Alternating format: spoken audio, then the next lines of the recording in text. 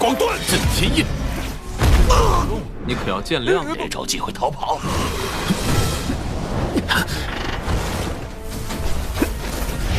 至高无上者先吃了你。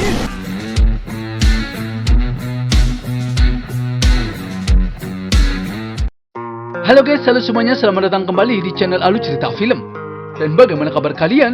Tentunya Mimin selalu doakan agar kalian semua dalam keadaan baik, sehat, dan bahagia selalu. Untuk episode kali ini, Mimin akan merangkum sebuah film series dari film Martial Master untuk part terbarunya. Bagi teman-teman semua yang belum sempat menonton video sebelumnya, kalian bisa langsung menontonnya. Linknya ada di deskripsi. Dan jangan lupa bagi kalian yang baru mampir untuk mensupport channel ini terus agar Mimin selalu semangat dalam menghibur kalian semua. Oke, tanpa basa-basi lagi, Mimin akan masuk dalam alur cerita Martial Master.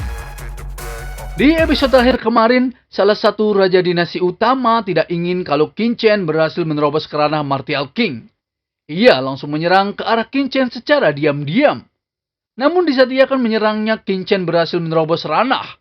Qin Chen pun langsung menangkis serangannya dengan mudah.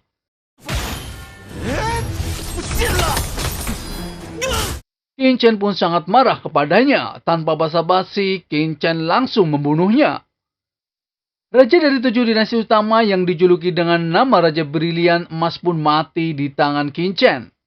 Lalu 2 raja dinasti utama yang tersisa pun sangat ketakutan dan berlutut di hadapan Qin Chen.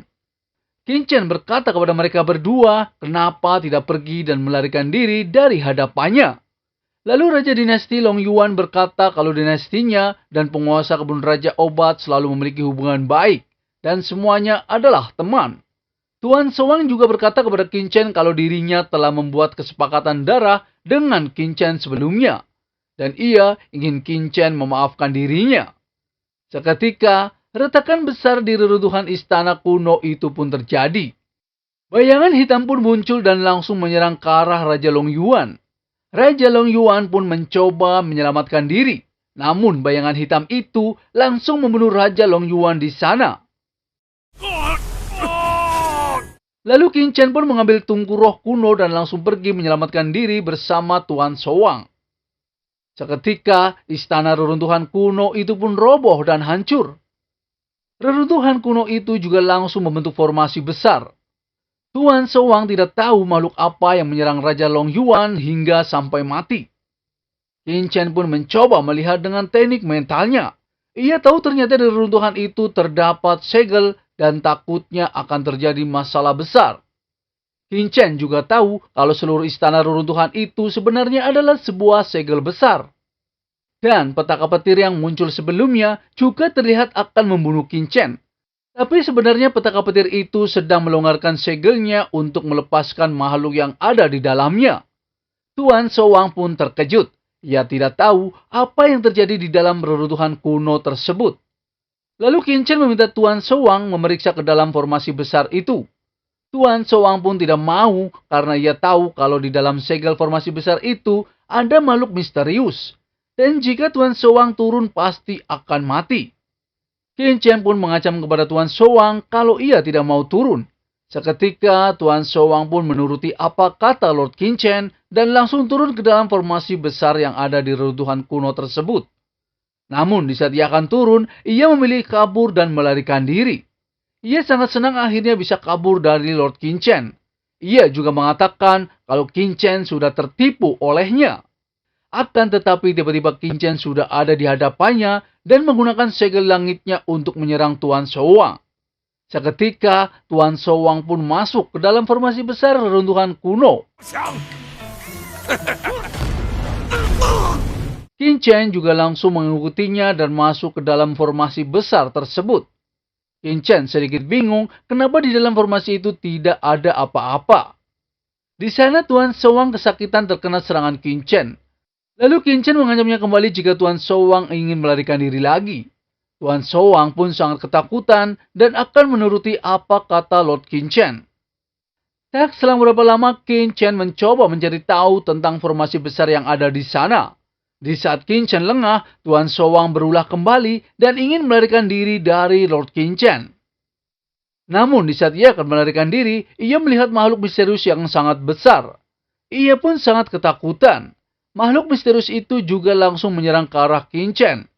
Qin-Chen masih bisa menangkis serangan-serangannya dengan mudah.